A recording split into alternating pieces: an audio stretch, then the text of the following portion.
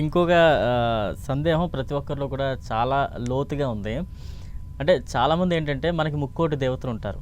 ఆహ్, అందరిని మనం ఒకలాగా పూజించాలా? ఎందుకంటే ఇప్పుడు కొన్ని మతాలు వేరే ఇతర మతాలు చూస్తే ఒకటే దేవుడుంటారు. వారు వాళ్ళనే పూజ చేస్తారు. వెంటనే వారికి మంచి ఫలితాలుంటాయంటారు. కానీ మన హిందూ మతంకొచ్చినప్పటికి చాలామంది దేవతలు, చాలామంది దేవుళ్ళుంటారు.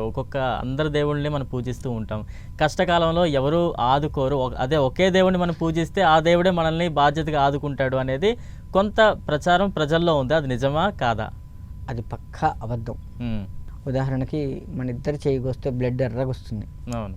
గ్రూపులు వేరు కావచ్చు, తర్వాత సంగతి. హ్మ్. రక్తం అయితే మన ఇద్దరిది ఒకే దగ్గర పెట్టి కెమెరామెన్ని తీసుకొచ్చి ఇది బలరాం రక్తమా, ఇది గురువుగారి రక్తమా అంటే చెప్పలేడు. హ్మ్. ఆయన చూస్తే పక్కన పెట్టేది చూస్తే చెప్పగలుగుతాడు, కానీ జనరల్గా అయితే చెప్పలేడు అవును. కదా. అట్లానే భగవంతుడు అనేవాడు ఒకటే. హ్మ్. ఏకం సత్ విప్రా బహుదా భవంతి. ఒకే దేవుడు అనేక రూపాల్లో కొలువై ఉన్నాడు. దానికి నిదర్శనం ఏంటంటే విష్ణుమూర్తి తీసుకుందాం మనం.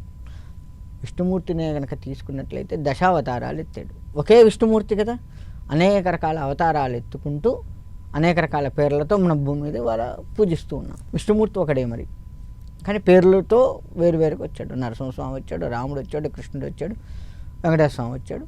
ఇలా రకరకాల పేర్లతో యుగానికి ఒకళ్ళ చొప్పున వచ్చారు, కానీ అవతారం ఆయనే.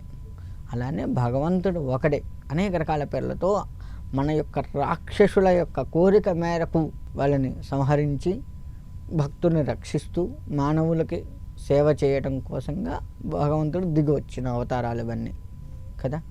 అయితే ఇక్కడ ఏంటంటే ఏ దేవతని పూజించినా సర్వదేవ నమస్కార కేశవం ప్రతిగచ్చతే అని చెప్పి ఏ భగవంతుడికి పూజించినా స్వామివారికి చెందుతుంది. ఒకే పరమాత్మ అనేక రూపాలుగా వచ్చాడు కాబట్టి ఏ పరమాత్మకు పూజించినా ఆయనకు చెందుతుంది. ఈ దేవుడు వేరు, ఆ దేవుడు వేరు, వెంకటేశ్వర స్వామి వేరు, నరసింహస్వామి వేరు, శివుడు వేరు లేదు. శివకేశవులు ఇద్దరు ఒకటే, భేదాలు చూపించకూడదు. ఒకటి. నువ్వు విష్ణువుని పూజించినా శివుడికి పోతుంది, శివుడిని పూజించినా విష్ణువుకి పోతుంది. ఇద్దరిని పూజిస్తే ఒకే పరమాత్మ కాబట్టి ఆయనకు అందిపోతుంది. ఓకే. ఇలా ఉంది.